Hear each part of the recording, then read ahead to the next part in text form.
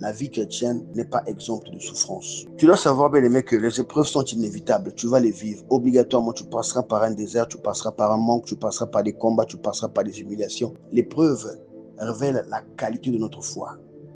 Jean chapitre 16, le verset 33 dit « Vous aurez des tribulations dans le monde. » La vie chrétienne n'est pas exempte de souffrance. Il faut qu'on se le dise, parce que beaucoup pensent que venir et devenir chrétien, parlant langue, prier, jeûner, avoir des visions, des prophéties, imposer les malades guérissent. Tu imposes les mains et les malades guérissent, mais toi tu es malade. Tu imposes les mains sur un malade, le malade guérit. Parfois c'est même la même maladie que tu as.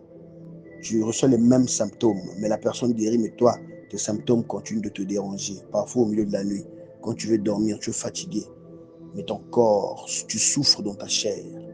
Et à ce moment-là, tu parles à Dieu, Seigneur, qu'est-ce que j'ai fait pour mériter ça? Alléluia. L'épreuve révèle la qualité de notre foi. 1 Pierre chapitre 1, le verset 6 à 7 dit « L'épreuve purifie notre foi comme le feu purifie l'or. » Dieu ne teste pas pour nous détruire. Non, il ne met pas l'épreuve pour nous détruire, mais pour nous fortifier, pour nous donner une certaine maturité. Voilà pourquoi je te parle à toi qui traverse des périodes difficiles. En ce moment, ce n'est pas facile pour toi. Ce n'est pas forcément un manque d'argent, un manque de travail, mais c'est parfois dans la chair, la maladie. Tu te sens faible, tu as un problème de respiration, tu as un problème de tension qui persiste, tu as un problème de glycémie qui persiste, tu as un problème de conception, tu as un problème de mariage, tu as un problème de... Il y a beaucoup de sortes de situations.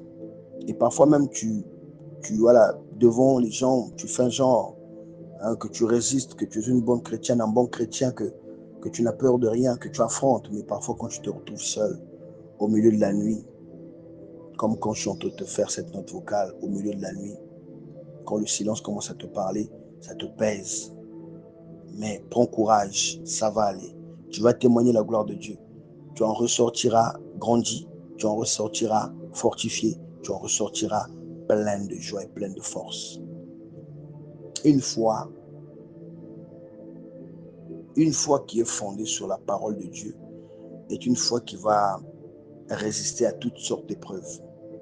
Voilà pourquoi Romains chapitre 10, le verset 17 dit « La foi vient de ce qu'on entend, et ce qu'on entend vient de la parole de Dieu. » Voilà pourquoi nourrissez-vous de la parole quand les moments difficiles arrivent. Ne regardez pas autre chose, s'il vous plaît. Ne regarde pas autre chose, mon frère.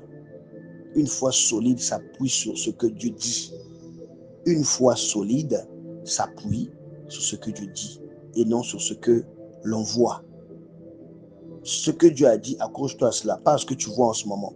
Tu n'as plus d'habits, tu n'as pas une vie acceptable par rapport à ton intelligence, tes diplômes ou à ton rang social ou à ton nom familial. Tu te dis, Seigneur, mais qu'est-ce qui se passe?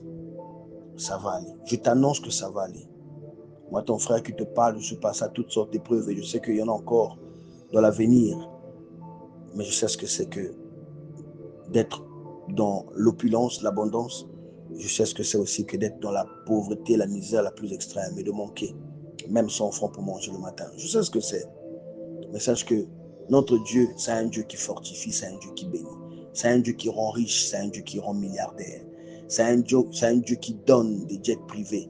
C'est un Dieu qui donne de l'or et de l'argent. Tu passeras par des oppressions.